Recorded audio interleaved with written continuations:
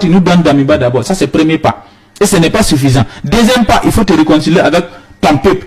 Faire la volonté du peuple togolais. Troisième pas, il faut dénoncer les accords coloniaux. Pour le cas du Togo, nous avons vu que Faure Gnassingbé est en train de jouer à un double jeu. Pourquoi je dis Faure Gnassingbé joue à un double jeu?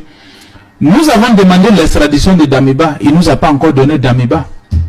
Si Gnassingbé veut adhérer à l'AES, la première des choses à faire, c'est de donner Damiba. Deuxième chose, s'il veut adhérer à l'AES, qu'il dénonce les accords avec la France. Parce que nous ne pouvons pas accepter une armée qui collabore avec l'OTAN à 100% et qui va adhérer à l'AES. Ce n'est pas possible. Il faut qu'il dénonce ces accords-là. Ça, c'est tous les coopérants militaires, les conseillers militaires dans toutes les administrations du Togo avant d'adhérer à l'AES. Troisième des choses, il faut qu'il se réconcilie avec son peuple. Parce que la dynastie Gnassingbé a trop fait souffrir le peuple togolais jusqu'à aujourd'hui. Et donc nous ne pouvons pas accepter l'adhésion de Faure Gnassingbé à l'AES pour sauver son fauteuil au détriment du peuple togolais. Cela n'est pas possible. Un dirigeant qui ne se réconcilie pas avec son peuple ne peut pas adhérer à l'AES. Nous-mêmes, peuple, on ne va pas accepter. Parce que l'AES n'est pas un syndicat des chefs d'État comme la CEDEAO. Non, non, non. C'est l'AES des peuples. C'est pourquoi la CPAES a été créée. Donc le peuple doit veiller sur sa chose. Pour ne pas que n'importe qui tue son peuple, qui veut se protéger son fauteuil, vienne adhérer à l'AES n'importe comment pour juste sauver son fauteuil.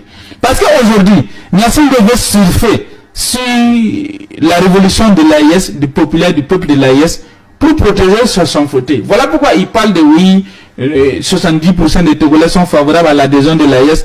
Mais 70% des Togolais qui sont favorables à l'adhésion du Togo à l'AES ne sont pas favorables pour le maintien de Gnassingbé à la tête du Togo. Moi aussi j'ai mes renseignements, j'ai des infos. Donc il faut qu'on se dise la vérité. Donc c'est pour dire simplement que Faure Gnassingbé, s'il est honnête avec lui-même, il doit se réconcilier avec sa population. Et de deux, ils doivent renoncer à la France. Parce que tu ne peux pas être ami à la France et puis adhérer à l'AES. Ça ne passera pas. Parce que pour montrer que le gars n'est pas franc avec nous, nous on a demandé l'extradition de Damiba. La CPAES a envoyé avocat au Togo, demander l'extradition de Damiba. Il n'a pas donné. Alors pourquoi la CPAES demande l'extradition de Damiba, tu ne donnes pas et tu dis tu vas adhérer à l'AES? Nous on ne peut pas croire à ta bonne foi. Pour nous prouver que tu es de bonne foi, tu nous donnes Damiba d'abord. Ça c'est le premier pas. Et ce n'est pas suffisant. Deuxième pas, il faut te réconcilier avec ton peuple.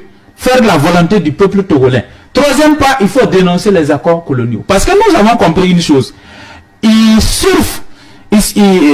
Togo surfe sur l'adhésion à l'AES juste pour faire chantage à la France.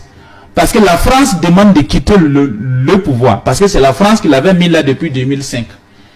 La France demande à Faure Gnassingbé de quitter le pouvoir. Donc Faure Gnassingbé, pour gagner la confiance du peuple togolais et maintenir, perdurer son pouvoir, il fait semblant comme s'il veut adhérer à l'AES juste pour amadouer son peuple, pour conserver son pouvoir. Et c'est une façon de faire chantage à la France indirectement. Si tu me mets présent de quitter, moi je rejoins l'AES. Donc tu me laisses, on se soutient, on continue dans notre hypocrisie, dans notre mariage d'hypocrisie. Si tu refuses, je vais aller à l'AES.